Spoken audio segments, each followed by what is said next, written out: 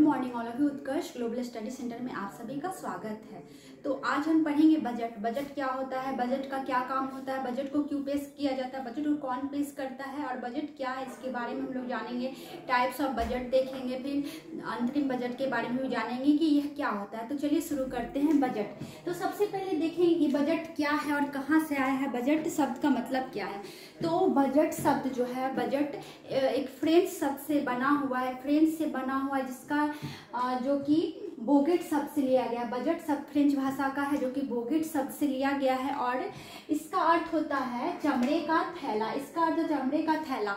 सबसे पहले जो बजट पेश किया गया था वो चमड़े के थैले से निकाला गया था, इसलिए इसका नाम तब से चमड़े का थैला मतलब बजट रख दिया गया। बजट ऐसा कोई नाम नहीं है और बजट का कोई अर्थ नहीं होता है। बजट को चमड़े के थैले से सबसे पहले निकाला गया था, इसलिए इसका नाम बजट पड़ गया। और इसका ये जो है फ्रेंच भाषा से आया है बोगेट, और उसी को बजट बनाया गया है। हमारे संविधान में बजट शब्द का उल्लेख नहीं है। हमारे संविधान में सीधे सीधे तो बजट शब्द का उल्लेख कहीं भी देखने के लिए नहीं मिलेगा।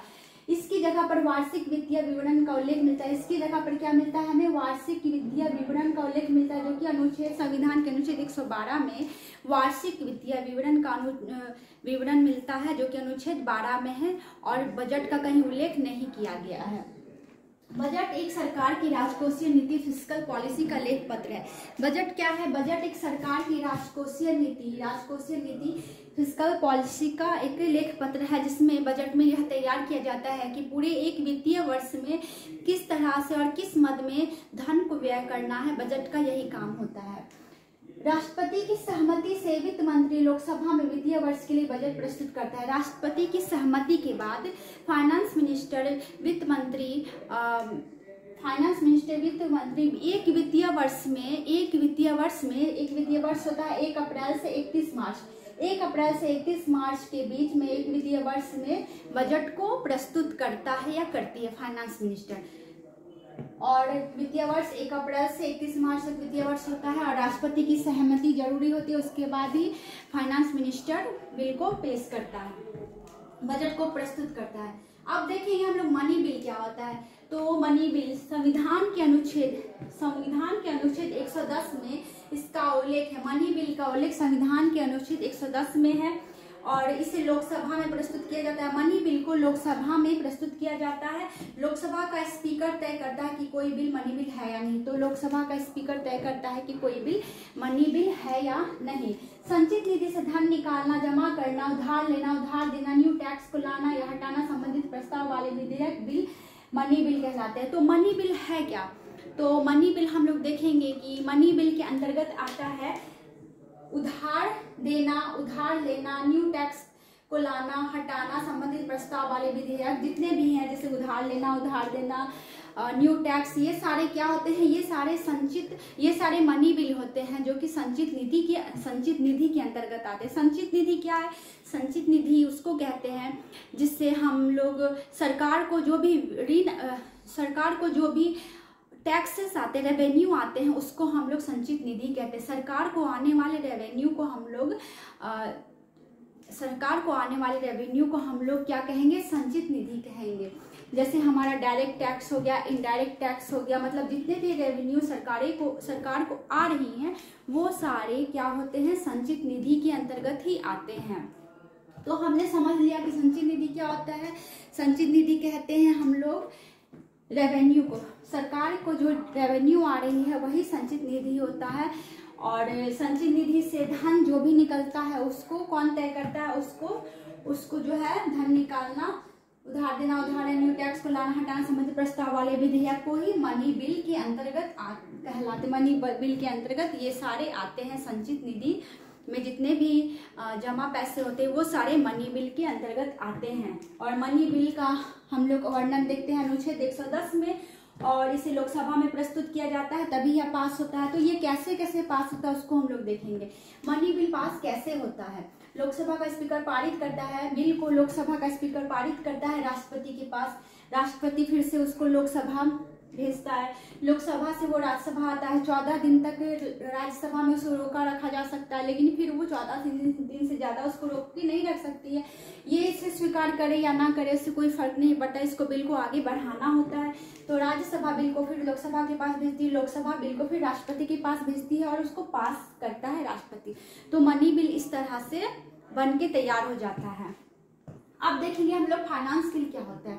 इस दस्तावेज में नए करों को लागू करने, पुराने करों में परिवर्तन करने संबंधित प्रस्ताव होते हैं। इसमें क्या होता है, इसमें नए करों को लागू किया जाता है, पुराने करों से में जो परिवर्तन किया जाता है वो सब होता है, जिसे वित्त विधेयक कहते हैं। और इसे क्या कहते हैं, इसे वित्त विधेयक कहते हैं, फाइनेंस बिल कहते हैं, वित्त विधेयक, जिसमें नए करों को लागू किया जाता है, पुराने करों में थोड़ा बहुत परिवर्तन किया जाता है और उसको हम लोग वित्त विधेयक, फाइनेंस बिल कहते हैं, वित्त विधेयक कहते हैं। इसका उल्लेख संविधान के अनुच्छेद 117 में है।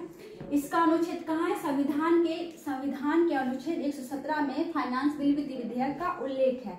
अब देखेंगे बजट तैयार कौन करता है, बजट को कौन कौन तैयार करता है। फाइनेंस मिनिस्टर, फाइनेंस मिनिस्ट्री, वित्त मंत्रालय तैयार करता है बजट को। फाइनेंस मिनिस्ट्री, वित्त मंत्रालय तैयार करता है, या तो फाइनेंस सेक्रेटरी, वित्त सचिव तैयार करता है। बजट को तैयार करता है फाइनेंस मिनिस्ट्री या फिर फाइनेंस सेक्रेटरी, वित्त सचिव या फिर वित्त मंत्रालय तैयार करता है। संसद द्वारा बजट पास किए जाने तक सरकारी खर्च लेखानुदान वोट ऑन अकाउंटेंट के तहत प्राप्त किया जाता है। संसद द्वारा जब तक बजट पास नहीं हो जाता है तब तक सरकारी खर्च लेखानुदान वोट ऑन अकाउंटेंट के तहत प्राप्त किया जाता है। इसका अनुच्छेद भी 116 में किया गया है कि जब तक बजट पास नहीं होता तब तक खर्चा कैसे होगा, लेखानुदान के द्वारा। बजट लोकसभा और राज्यसभा में एक ही दिन प्रस्तुत होता है, और बजट जब भी प्रस्तुत होता है लोकसभा और राज्यसभा में एक ही दिन प्रस्तुत होता है। तो यहाँ तक हमने बजट के बारे में जाना कि बजट क्या है, बजट कैसे पारित होता है, मनी बिल क्या है, संचित निधि क्या है और बजट का उल्लेख कहाँ पे है और बजट शब्द कहाँ से निकल गया है। अब देखिए रेल बजट के बारे में। इसे 1924 में एडवर्ड कमेटी के तहत जनरल बजट से अलग कर दिया गया था। तो रेल बजट को 1924 में एडवर्ड कमेटी के तहत जनरल बजट से अलग कर दिया गया था, लेकिन 1 फरवरी 2017 को इसे जनरल बजट में फिर से मिला लिया गया और फिर से प्रस्तुत किया गया। फिर से रेल बजट को एक कर दिया गया 1 फरवरी 2017 को और एक करके प्रस्तुत किया गया। तो हमने देखा बजट शब्द एक फ्रेंच भाषा बोगेट से बन के निकला है और इसका अर्थ होता है चमड़े का थैला, क्योंकि यह सबसे पहले चमड़े के थैले से निकला था, इसलिए इसको बजट नाम दिया गया। बजट का अर्थ होता है चमड़े का थैला। और वित्तीय वर्ष होता है 1 अप्रैल से 31 मार्च। इसी वित्तीय वर्ष का एक लेखा जोखा होता है जो कि वित्त मंत्री राष्ट्रपति की सहमति से प्रस्तुत करता है। और उसके बाद हमने देखा मनी बिल क्या होता है, संचित निधि बिल कैसे पास होता है। अब हम लोग देखेंगे टाइप्स ऑफ बजट। चलिए देखते हैं टाइप्स ऑफ बजट। बजट कितने प्रकार के, तो परफॉर्मेंस बजट, निष्पादन budget, zero based budget system, outcome budget और जेंडर बजट। तो बजट जो है वो 4 प्रकार के होते हैं।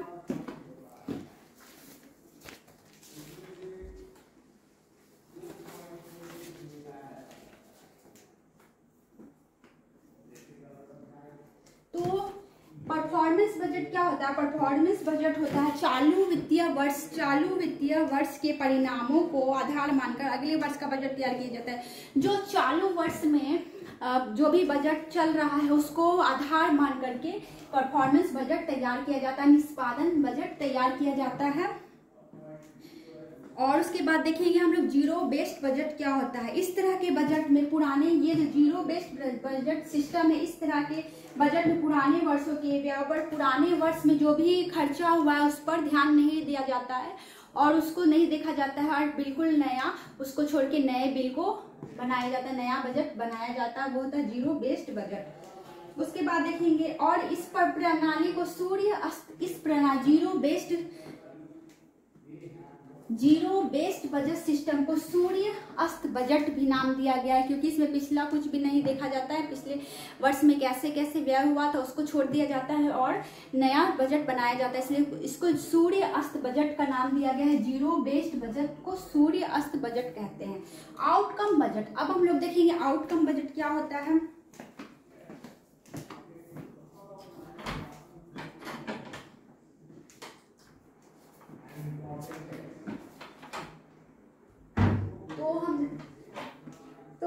देखेंगे आउटकम बजट क्या होता है। तो आउटकम बजट होता है जैसे जो भी योजनाएं चल रही है, मनरेगा, MDM और भी जितनी योजनाएं चल रही है उसको हर तिमाही पर देखना कि वो किस तरह से चल रही है।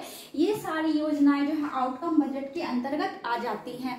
मतलब इसका काम है कि ये सारी योजनाएं जैसे मनरेगा हो गया और MDM हो गया, प्रधानमंत्री ग्राम सड़क योजना, इन सभी को देखना और इस पे हर तिमाही स्तर पे इसको देखना और बजट तैयार करना आउटकम बजट के अंतर्गत आता है। फिर देखेंगे हम लोग जेंडर बजट क्या है। तो जेंडर बजट हमारा है, जेंडर बजट महिलाओं के कल्याण से संबंधित बजट है। जेंडर बजट का काम होता है महिलाओं के विकास के कल्याण से संबंधित योजनाओं और कार्यक्रमों के लिए प्रतिवर्ष एक निर्धारित राशि सुनिश्चित करना। जेंडर बजट महिलाओं के लिए प्रतिवर्ष, महिलाओं के विकास के लिए प्रतिवर्ष एक वर्ष पर एक राशि सुनिश्चित कर लेता है, उसको ही जेंडर बजट कहते हैं। तो बजट हमने देखा 4 तरह के होते हैं। परफॉर्मेंस बजट जो कि अभी चालू वित्तीय वर्ष में जैसे भी परफॉर्मेंस रहा है उसको देख के उसमें कुछ सुधार करके बनाना। जीरो बेस्ड बजट पिछला वित्तीय वर्ष के बजट को ध्यान में नहीं रखा जाता, उसका कुछ भी नहीं लिया जाता, बिल्कुल नया ले लिया जाता है, इसको सूर्यास्त बजट कहते हैं। आउटकम बजट हमने देखा, आउटकम बजट क्या होता है। आउटकम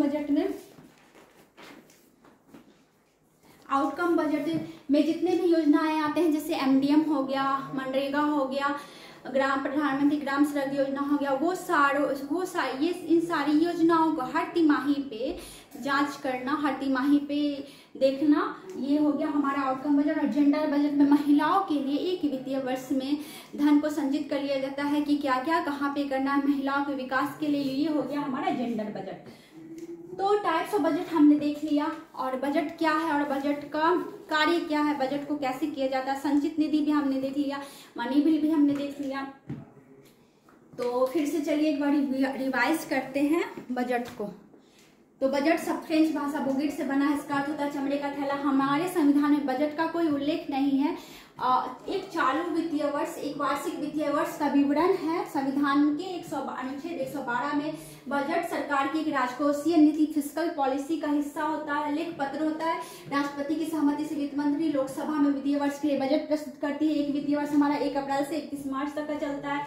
मनी बिल हमारा क्या होता है, संविधान के अनुच्छेद 110 में इसका उल्लेख है। संविधान के अनुच्छेद 110 में इसका मनी बिल का उल्लेख है और इसे लोकसभा में प्रस्तुत किया जाता है। लोकसभा का स्पीकर तय करता है कि कोई बिल मनी बिल है कि नहीं।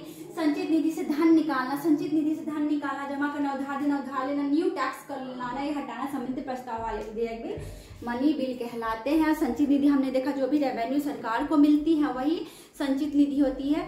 जैसे हम लोग जो टैक्स देते हैं वो भी संचित निधि में ही चला जाता है। डायरेक्ट टैक्स, इनडायरेक्ट टैक्स, वो सारा संचित निधि के अंतर्गत चला जाता है। मनी बिल कैसे पास होता है, लोकसभा के पास जाता है, राष्ट्रपति, लोकसभा, राज्यसभा और फिर राष्ट्रपति के पास। और राज्यसभा इसको 14 दिन अपने पास रोके रख सकती है और बाकी स्वीकार करना अस्वीकार करना इसके बस में नहीं, इसको फिर आगे बढ़ा देना पड़ता है। फिर हमने देखा वित्त विधेयक क्या होता है। इस दस्तावेज में नए करों को लागू करने, पुराने करों में परिवर्तन करने संबंधित प्रस्ताव होते हैं। ये हमारा वित्त विधेयक होता है।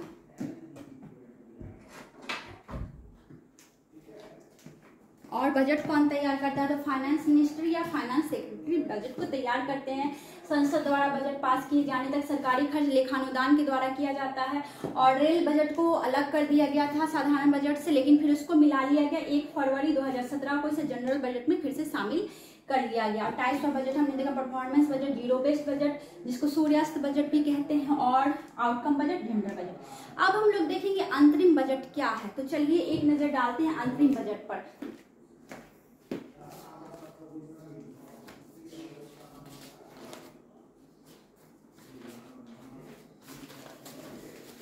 तो अंतरिम बजट एक अस्थायी वित्तीय योजना है। अंतरिम बजट जो है वो एक अस्थायी वित्तीय योजना है जो सरकार द्वारा आम चुनाव से पहले अंतिम वर्ष में प्रस्तुत की जाती है। अनुच्छेद 116 में सरकार को भारत की संचित निधि में से अस्थायी धन आवंटित करने के लिए संसदीय स्वीकृति लेने की अनुमति देता है। तो अंतरिम बजट क्या है, वो ये जो है लोकसभा चुनाव जब भी होने वाला रहता है तो उस वित्तीय वर्ष में यह प्रस्तुत किया जाता है और इसके बाद जब नई सरकार बनती है तो जुलाई के महीने में फिर से बजट पेश किया जाता है। तो अंतरिम बजट यही होता है, जब लोकसभा चुनाव होने वाले होते हैं तो अंतरिम बजट पेश किया जाता है और इसमें बताया जाता है कि इतने दिनों में कैसे कैसे व्यय किया जाएगा, किन किन क्षेत्रों में व्यय किया जाएगा।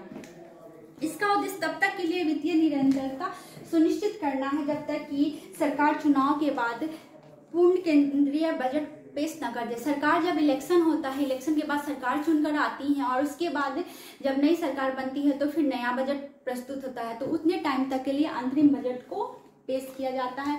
निर्मला सीतारमण, हमारी वित्त मंत्री निर्मला सीतारमण जी ने केंद्रीय अंतरिम बजट पेश किया था, प्रस्तुत किया था। और अंतरिम बजट जो है वो एक अस्थायी वित्तीय योजना है जो सरकार द्वारा आम चुनाव से पहले प्रस्तुत की जाती है। यह एक अल्पकालिक बजट है, लेकिन इसका भी बहुत महत्व होता है, क्योंकि इतने टाइम के लिए कैसे पता चलेगा किस क्षेत्र में कितने व्यय करने हैं। तो हमने अंतरिम बजट के बारे में भी देखा। अब अंतरिम बजट के विषय में हम लोग अगले वीडियो में डिटेल्स में जानेंगे कि अंतरिम बजट और क्या क्या है, इसके बारे में हम लोग डिटेल्स जानेंगे।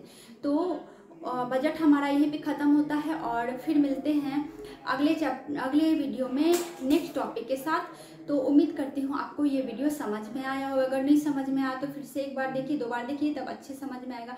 तो वीडियो को यहीं पे समाप्त करती हूँ और मिलती हूँ नए वीडियो में नए टॉपिक के साथ। अगर वीडियो पसंद आया हो तो please like share subscribe. Thank you.